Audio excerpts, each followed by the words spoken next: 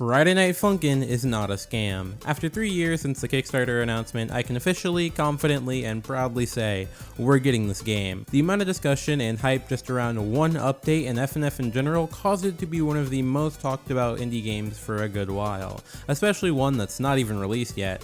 But, as everyone knows, after a year of waiting and on top of that an almost 2-year delay, the hype quickly turned to rumors, speculation, and mistrust. The public's opinion of the game over time was tarnished by the devs' lack of updates. It quickly just became a meme to hate on the game and its community because, like, where's the $2 million, Ninja Muffin? But just like that other Kickstarter game made for autistic people, out of nowhere they rose out of the ashes and gave us the first real update the game had received in years. I had planned to discuss the update for a video, but after playing it, it kinda still felt like I wasn't satisfied enough. Don't get me wrong, it was everything I wanted, but it just didn't feel like the wait was worth it, you know? But after this new update,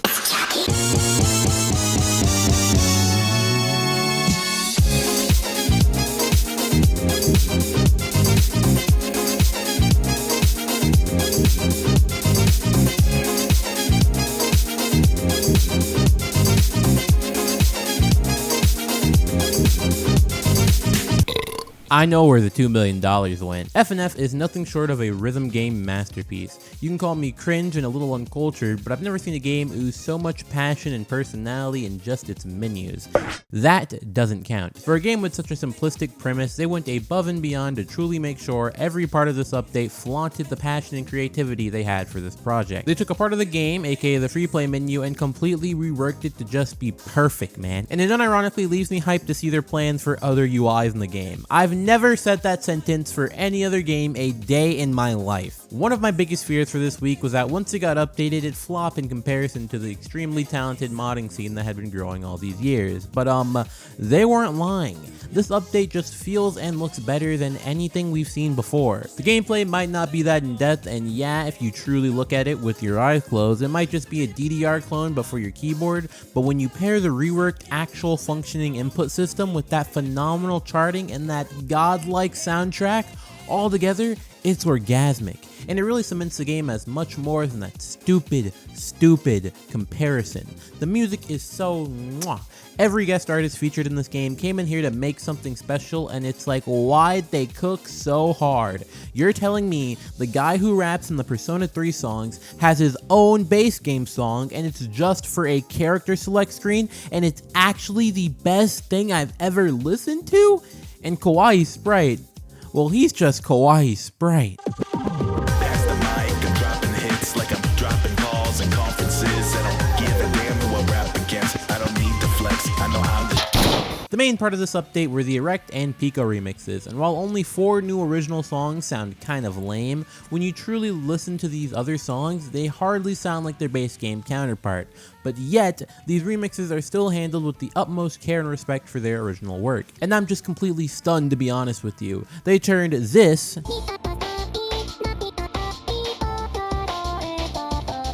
into this,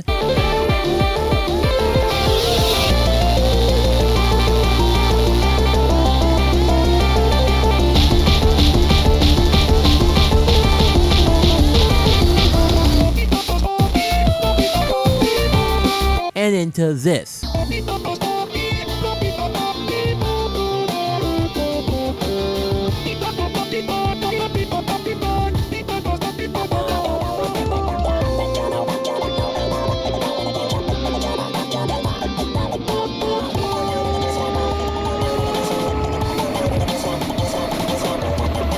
How do you do that? But here's the best part. Every song is going to have a playable and an Erect remix, and there's at least going to be up to 9 different playable characters, meaning we're on track to having at least 10 different remixes for every song in the game. You know how much music that is for me to just sit down and listen to? You know how many genres these weeks can include? You know how many guest artists this game could have?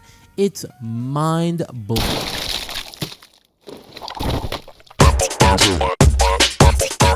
Next up is an equally as important topic as music, the visuals. Once again, they went above and beyond. Everything has life and animation, every character has a personality, and they don't even say words. They swear, burp, shoot, and it's all so beautiful.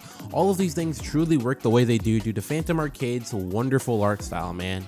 The way he designed these characters to look in game, it works. I can't help but catch myself searching for all the little tiny details and unique things scattered amongst this game.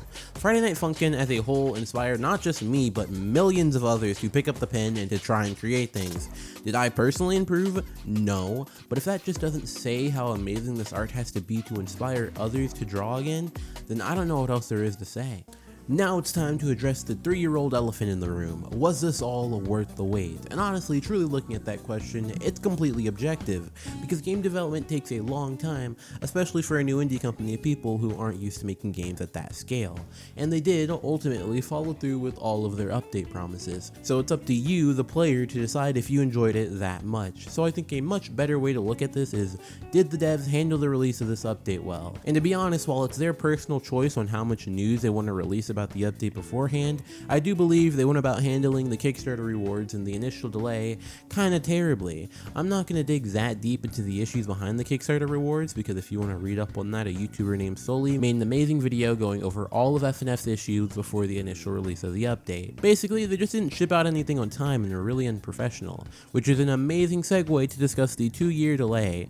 Personally, I think this delay was probably definitely for the best, but I don't think they handled it the way they should have. Yeah, they gave us some teasers and a few up-and-coming songs, but that's kind of about it. The only way to truly stay updated for a long time was through Phantom Arcade's art VODs, which I love the guy and think he's hilarious, but having that be your only form of semi-reliable info was getting kind of boring, and the devs needed to innovate, which is when they came out with the dev blog website like they had promised, except once again, they didn't really show that much there, so overall it just became extremely difficult to defend the devs and back the game when there was no physical evidence to show the already growing crowd of doubters.